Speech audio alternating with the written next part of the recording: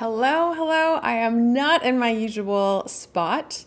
I am visiting family, but it is nice to still be here, to still show up live. And I see we've got greetings from Sweden. Thank you so much for coming today. And Joe, it's really nice to see you. I always feel a little bit out of sorts when I am not in my studio. And even though this is more than most people would travel with, when they're traveling, just to give you a sense, because I do not have an overhead view, I have my webcam. It's an ObSpot webcam on a little tripod. I've got my laptop on a stand. I'm using my iPad as a second monitor, but it's very small. And of course, I have my beloved little travel stream deck, which I go almost nowhere without. And I did bring a microphone as well. So I do actually have a pretty decent setup, but it still just doesn't feel quite as comfortable. And it's the topic kind of fits because one of the reasons I'm home and visiting family is that I'm dealing with estate things and just stuff that is part of stress in my life. And I wanted to talk about that today. So it's a little meta that I am experiencing some stress, and I'm going to talk about stress and the different types of stress. And also I feel like just my hair is out of control today, which is its own tiny kind of stress. But let's get into today. I think I've got everything ready. I've got my stream deck, got my mic.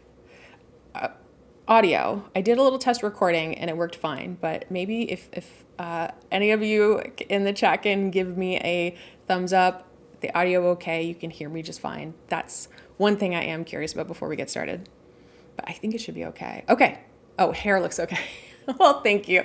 I appreciate that. How's the audio? The audio would be just a good check-in. You haven't said anything yet. I think if there was a problem, you probably would have said something. So, okay, audio is great. Mark, nice to see you here. Okay, let's get started.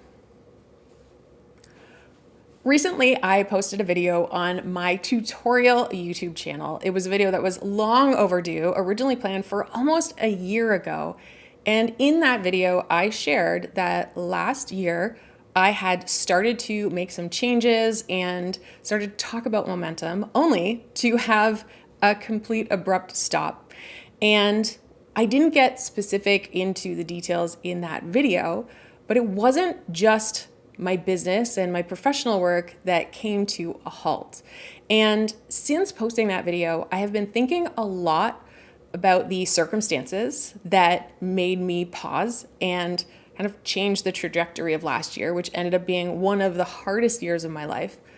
But I've also been thinking about the different types of stress and how predictability and outcomes, knowing or not knowing outcomes, can play into your stress.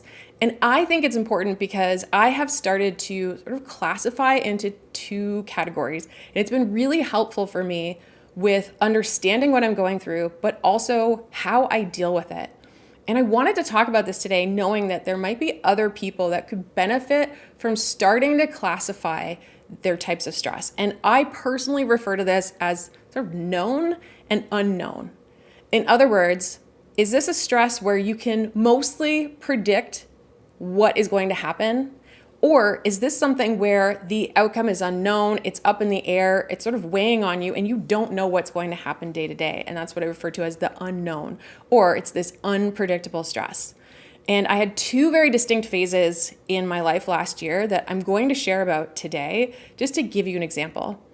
And I'll preface by saying I am not an expert on stress, nor do I pretend to be. So that's why this is something I'm going to talk about through my own lived experience, through my own story, and then what that means for me and what I'm doing differently when I start to notice it.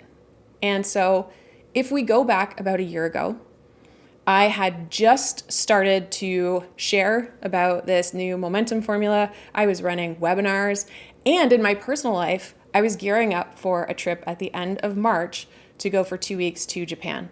There was a lot going on in my life, but I could kind of see what was coming ahead over the coming months. But in the middle of February is when I learned that my brother was going to have a pretty serious surgery to remove esophageal cancer. I knew it was risky. I also knew he had been through really difficult things before, and he's a champion. But as soon as that was set in the schedule for mid-March, and right before the trip, everything started to feel very, very uncertain. I didn't know what was going to happen. I didn't know what the outcome was be. And I kept telling myself, just focus on the things you can control, because thinking about what could go wrong is not helping you. But even when I would tell myself that, the fact that I couldn't really plan things in the future was having a big impact on me. So my capacity was starting to be impacted. And then after the surgery, things did not go completely smoothly and there were complications. And so we made the difficult choice to postpone. And well, actually it wasn't that difficult. We made the choice we felt good of, I am not flying around the world right now. And this is not something that I can imagine getting on a plane while my brother is in the hospital. Now, the next 3 months were a roller coaster. And I am talking one day, hey, the recovery is going well, physical therapy is going well. And then maybe a couple days later, hey, maybe the family should get to the hospital. We're not sure how things are going. Things look bleak. And it went like this for 3 months, to the point where I stopped updating people about my situation because it was giving me whiplash, but it was also really hard to keep track. Are things going well? Are they not going well? I was able to visit family often. I live 5 hours away. It is not easy, but I was able to spend lots of time traveling back and forth.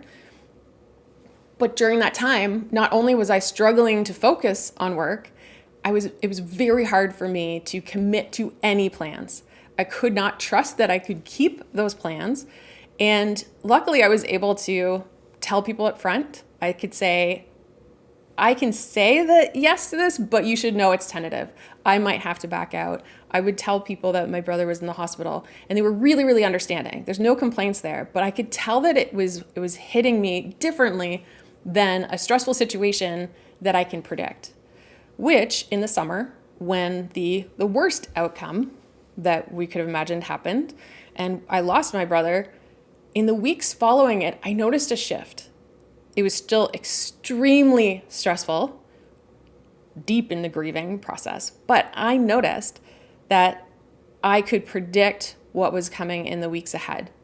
And suddenly there was this shift, and I almost started to feel guilty as I would share with close friends and family that I feel like I can manage this stress better than the last 3 or 4 months. And that's where I started to classify the stress. When you do not know what's going to happen, you don't know when something is going to happen, and you're sort of just waiting. At any moment, things could change. That unknown outcome, that complete unpredictability, it just affects you on different levels. Both of these things will impact your capacity. You can be emotionally drained, you can be mentally drained, and you have to scale and adjust for that. But when you layer on this unknown, this unpredictability, and just not knowing what's going to happen or when something's going to happen, that interrupts your momentum on a different level, because suddenly you can't make plans for the future that you can necessarily trust to keep.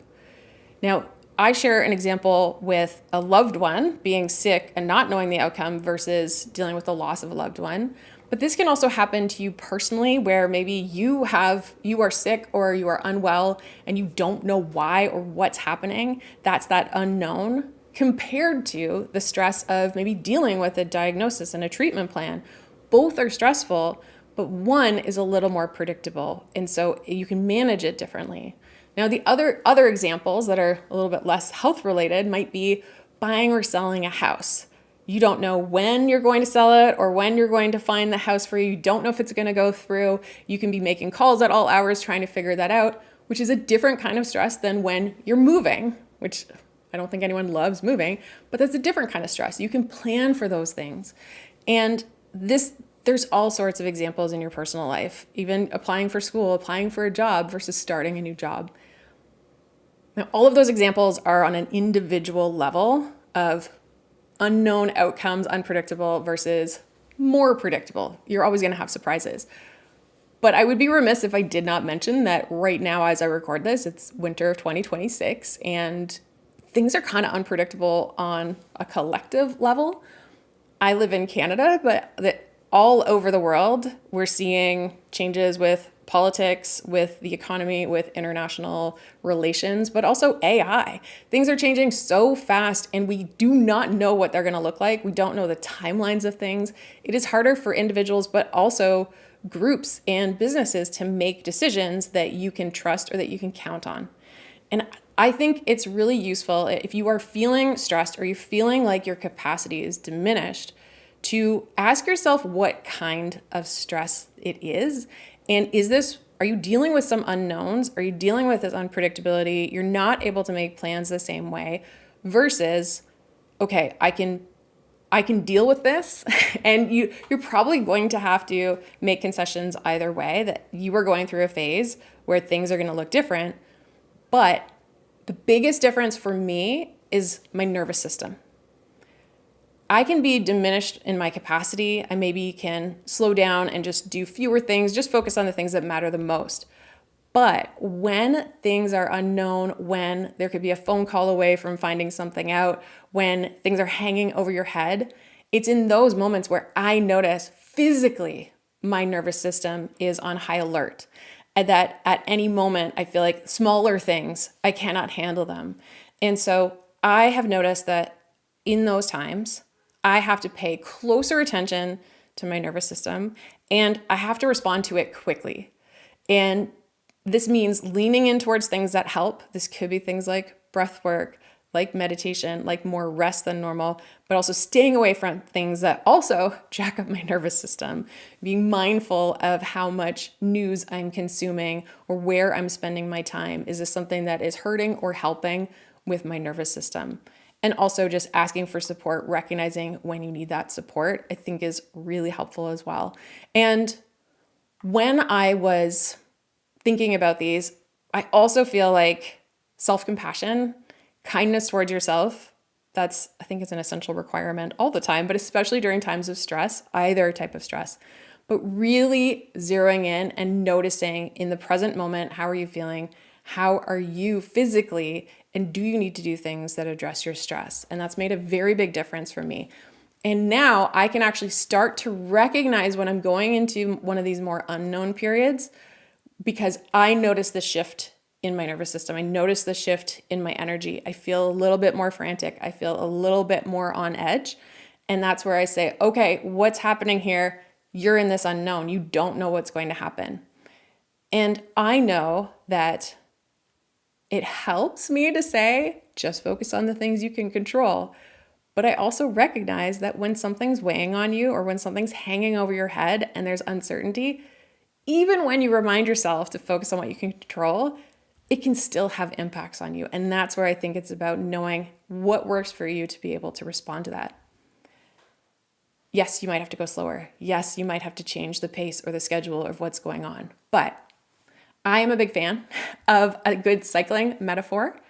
And a cycling metaphor when it comes to these stressors is I think about those times when I am cycling on a new terrain, maybe a road I've never driven on before, and it desperately needs to be paved, and I do not know how long this stretch is going to last, or when wind is pushing against me. In those times, I adjust the gear, I keep pedaling, and I remind myself, this will not last forever. Eventually, this will end, and you'll get on the other side of it. Now, there are times where I have to just stop, get off the bike, and take a break. But I know that when I'm ready, I can get back on and I can keep going. All right. That was today's. If you can't tell, I'm currently in one of those situations where I do have the unknown happening, and not a fan. I'm not gonna lie. I'm not really a fan of it going on, and I'll share this here. This is not part of the main podcast, but I am trying to sell my brother's home. I'm the executor for the estate, and the back and forth, the calls with agents, and all of that. It's a different level of stress. And when I'm looking towards the coming months, when someone says, "Oh, are you going to visit or can you attend this?" It's much harder for me to know exactly what's going to happen with the house, and am I going to be in town, out of town, etc. So it is really, really salient for me right now. But I also just notice it in general with the news and everything that I'm watching. It can be very overwhelming, and I can't predict things, even traveling out of Canada. There are things I want to go to in the United States, and day to day, when I see the dialogue between our countries, I have some doubts, and I definitely going to have travel insurance. Also, when I was younger, I did not use travel insurance very often, just always thinking nothing's going to derail me. Now I am definitely a big advocate of having travel insurance, and it made a really big difference for me last year when we postponed a pretty massive trip. So I'm seeing here from Mark, stay on that bike. That's the plan. That's the plan. Just change those gears. And so an example actually today, because I'm definitely kind of in it with the house stuff, is I just told myself, what is the minimum you need to get done today, including showing up, I wanted to show up and keep doing this podcast. But other than that, are there things that can wait until tomorrow? If so, maybe tomorrow or maybe next week, and just know that it's still going to be there and you can still manage this. So I think it's really helpful. And then, yeah, Rich is saying stress like that can be a nightmare. I think the term that I like to use is like you're on tenterhooks, where you just, am I going to get a call in the middle of the night, or what's going to happen? And also there are times where you're already in it and then something else starts to happen that's unknown, and you just think, I don't think I can. Please, no, do not pile on right now. And I mean, sometimes that does happen, but there are a few moments over the past year where I've just thought, please, please, please do not become a thing, because I'm not sure how much I can take with this pile on. And I'm seeing, I believe stress is often a matter of perspective too. What I mean is how zoomed in on what's happening. The more zoomed in we are, the more stressful and significant it can feel. Absolutely. And every person responds to stress differently. I think there are people who, and I might be one of those people who's just a little bit more prone towards tripping over that line really quickly. But I do try my best to talk to people I trust, especially just kind of working through. And that helps. I mean, that helps a lot with my nervous system regulation, is having that safe space or those people in your life that you can turn to, that you can talk to when that stuff is happening. I feel like that really dials down, especially people who give you that space to listen. It just allows you to have that emotional release and also work through things. And they can also remind you to stay strong, to stay on the bike, and to keep going. And if they know you well, other times in your life when you've done this before and you can do this again, I find that can be really, really helpful.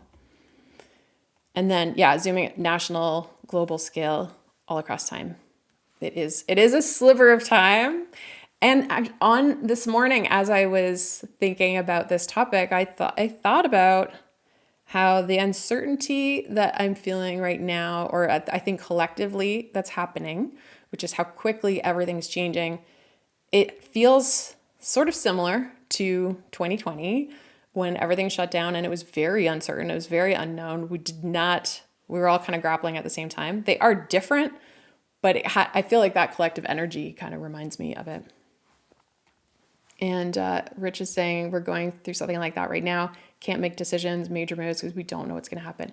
Yeah, that's I think the biggest issue in my mind between those two is with one that's a little more predictable, you could make a plan and reasonably expect to hold it up. With others, it doesn't even feel good to make a plan or think about a plan knowing, I don't know if I can trust this. And I think that's really hard, especially when it's interfering with things that we really sincerely want to do. I know that there were a few opportunities that I just had to say no to last year because just the mental capacity, but also the inability to follow through. Whereas later in the summer, I was able to actually start saying yes to some opportunities, speaking on a panel in New York at B&H, or going and I spoke at a few conferences, and I felt more confident about making those plans. And that's not to say that you can't get derailed. I mean, at any moment, technically, you could get a phone call that's going to change a bunch of things where you that might throw things off. However, this is when you know it could be coming at any moment versus completely unexpected. It is different and it hits different. There was something else I was wanting to share, and I'm drawing a little blank. So maybe it will come back to me. in a moment. But yeah, I'm sorry. I'm also sorry to hear that, Rich, that you are going through it. I also think it helps to have a reminder that we never know what other people are going through and that they could be experiencing this. And you also never know how just checking in on someone can have a big impact. And Joe is saying, I can relate to the type of stress. Years ago, I had 2 parents in nursing home care that passed away within a year of each other. As I reflect, I didn't realize till it was over how stressful it was. I'm sorry to hear that. That is a lot. I think there's so many stages in life where the responsibilities, especially aging parent or someone who's ill, someone who's dependent on you, to be going through that. And I do also think there's a lot of this, we just kind of keep getting by, keep coping. And then when there's an end, that's sometimes when we are fully able to just notice the impact that it had on us because we were just kind of managing and getting by. And also a lot of people who are caring for others can themselves kind of get sick after, whether that is just you're more susceptible, your immune system kind of shuts down, or some people actually get gravely sick after not taking care. I'm not saying that for you, Joe. There are just folks in my life who, after caring for someone for a really long time, when that care ended, they actually got quite sick, which is, I think, the body's way of saying, okay, that's enough. We're struggling now. But it's very difficult indeed. I also feel like this is a bit of a downer of a topic, so I'm just going to acknowledge that. But I don't know that it's ultimately uplifting, but I think it's really important, even though it can be something that's really, really hard. So thank you for being here today. I am going to keep this one a little bit on the shorter side, just because I've got some things I got to deal with the estate, and this is the week for it. So I'm making adjustments, and I know that this is not going to last forever, and I will get out of this phase just like I've gotten out of other phases as well. But I thank each of you for being here and for watching it. I always appreciate it, and I don't say it every week, but I feel it every week. So I just want to say I appreciate every one of you who is here, whether you're in the chat or just observing. It means a lot, especially during times that are difficult, and I've had a few of those. But thank you so much, and I will be here again next week, back in my natural habitat, and I'm looking forward to it. All right, bye.